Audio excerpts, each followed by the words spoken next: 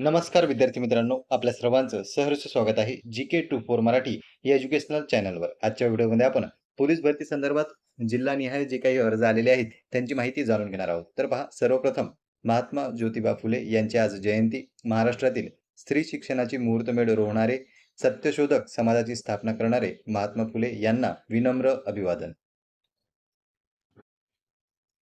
तर पहा मित्रांनो, नागपूर कारागृहाचं जर आपण पाहिलं तर 25,800 प्लसचा सिम्बॉल या कारणाने आपण देत आहे, की कारण की हा व्हिडिओ येईपर्यंत या मिनिटा-मिनिटाला अर्जांची संख्या ही वाढत आहे आणि त्यानुसारच संख्या ही वाढलेली असेलच. तर पहा, नागपूर कारागृह आतापर्यंत आलेले अर्ज आहेत 25,800. आपण टोकन नंबर पाहतोय.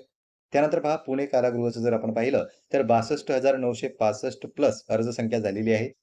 CP मीरा भाईंदर जर बघितलं तर 12,980 प्लस अर्जसंख्या झालेली आहे. त्यानंतर मुंबई चालक 61,250 प्लस अर्ज झालेले आहेत. त्यानंतर मुंबई कारागृह 84,750 पेक्षा जास्त अर्ज झालेले आहेत.